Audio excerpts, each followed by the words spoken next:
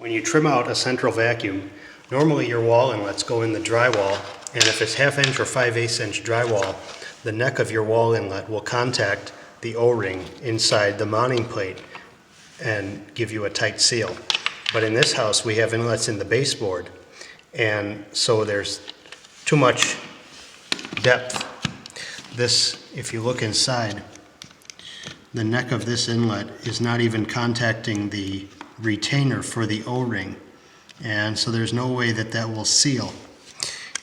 If the neck of the inlet is just able to meet this part and is not able to touch the O-ring, you can get it to seal by wrapping a few turns of electrical tape around here. And when you put that in, you want to have to wiggle it a little bit, and you want it to be able to stay in place. That's how you can be fairly sure that it'll seal before you even test it. Of course, you do need to still test it and make sure that you don't hear an air leak, but in this case it's much too deep, so we're going to use an inlet extension. This goes on here, and then this part of the extension mates with the O-ring inside the wall. However, if this is actually a little bit too much, and if this isn't quite far back enough, I guess you could say, then the problem you'll have is you'll put this in, and you can screw it down, but if it's going like this, then all the screws are going to do is warp the body of the valve. It's not going to sit right. And it's easy to get confused over what actually needs to be adjusted.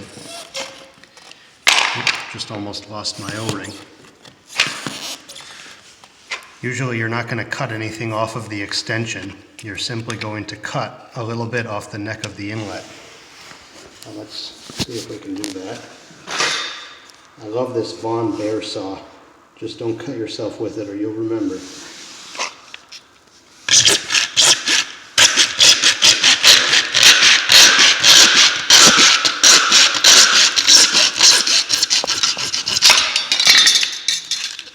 Okay.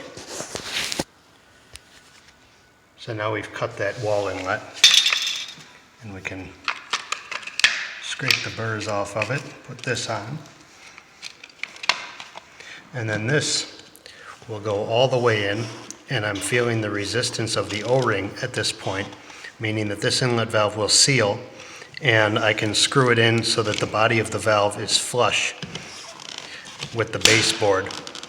So those two things, the O-ring needs to be contacting the neck of the inlet, and the face of it needs to be flush with the wall before inserting the screws.